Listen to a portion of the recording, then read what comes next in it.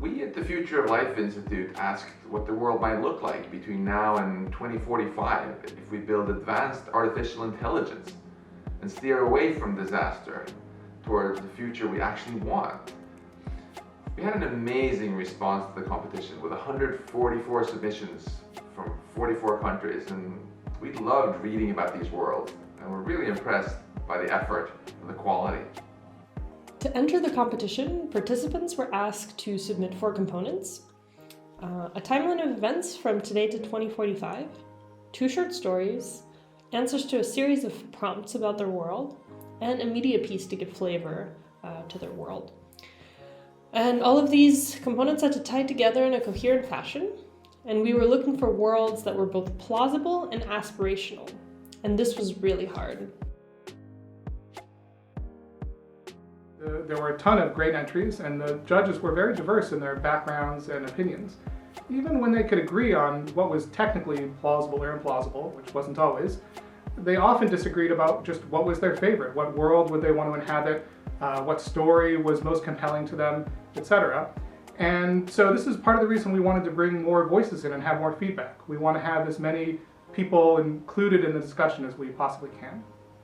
There were a few worlds that were so aspirational.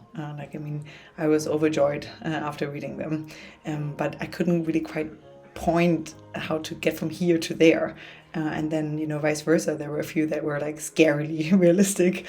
It was really hard to see how that is actually like a future that one wants to inhabit. So it's a challenge, obviously, to strike a balance between these different trade-offs. After much deliberation, the judges have finalized their choices. On behalf of the Future of Life Institute, I present to you the winners of the 2022 Worldbuilding Contest. I have a sort of background in writing rational fiction, which is where you sort of take these bizarre world-building premises and then you find a way that could make sense. And I don't know why that's so interesting, but it was a lot of fun. For us, this was really a great project. So this is a really nice excuse to sit and have these discussions together. And the complexity comes from so many different minds and debates and arguments that we had. A lot of fun to kind of bring together a bunch of ideas that we had about what it seems most exciting about the future, and then kind of pull those together into a coherent-ish scenario. Making a particular path really vivid is probably necessary to enable people to believe in it. There's a shocking dearth of any kind of optimistic sci-fi on the small or large screen. Oh my god, super hard to think about aspirational futures. We just it was really difficult to go what is the aspiration? What is the future? Now that the contest is over, we're working on showcasing these worlds and connecting them with storytellers.